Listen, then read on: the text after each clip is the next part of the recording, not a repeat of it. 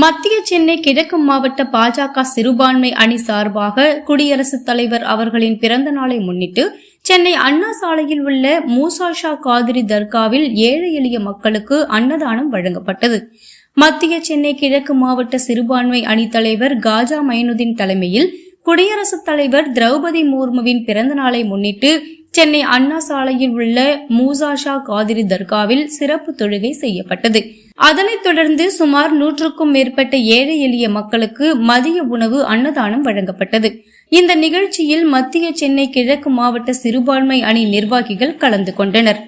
தொடர்ந்து செய்தியாளர்களிடம் பேசிய காஜா மைனுதீன், குடியரசுத் தலைவர் திரௌபதி முர்மு அவர்களின் பிறந்த நாளை முன்னிட்டு ஏழை எளிய மக்களுக்கு அன்னதானம் வழங்கியும் தர்காவில் சிறப்பு தொழுகையும் செய்யப்பட்டதாகவும், கவுன்சிலராக இருந்து அவரது மக்கள் தொண்டு மற்றும் உழைப்பின் காரணமாக குடியரசுத் தலைவராக உயர்ந்திருக்கிறார். தனக்கென்று வாழாமல் மக்களுக்காக வாழக்கூடிய அவர் பல்லாண்டு காலம் வாழ வேண்டும் என வாழ்த்துவதாக. அஸ்ஸலாமு அலைக்கும்.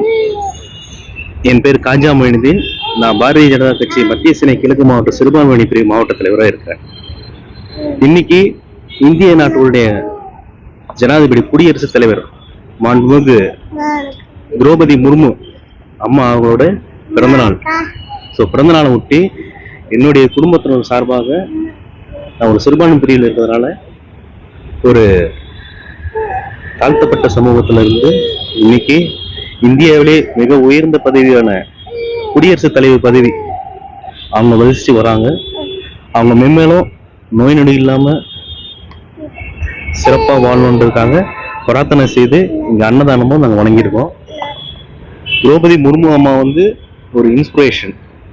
எப்படின்னு பாத்தீங்கன்னா, ஒரு சாதாரண ஒரு கிராமத்துல ஒடிசால பிறந்து ஒரு கவுன்சிலராய் வாழ்க்கையை தொடங்கி இன்னைக்கு இந்திய நாட்டுடைய ஜனாதிபதியா வளர்ந்துருக்காங்க. அவங்க 2 தடவை மினிஸ்டராகவும் இருந்திருக்காங்க, சிறந்த எம்எல்ஏன்ற ஒரு பட்டத்தையும் வாங்கியிருக்கிறாங்க. அவங்களுக்கு சொந்தமா ஒரு கார் கூட கிடையாது.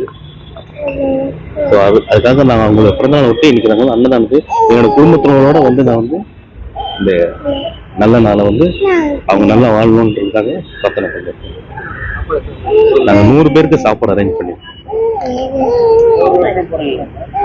இப்ப இந்த வருஷம் வந்திருக்கிறேன், இனிமேல் ஒவ்வொரு வருஷமும் பண்ணலாம்னு முடிவு பண்ணிருக்கோம்.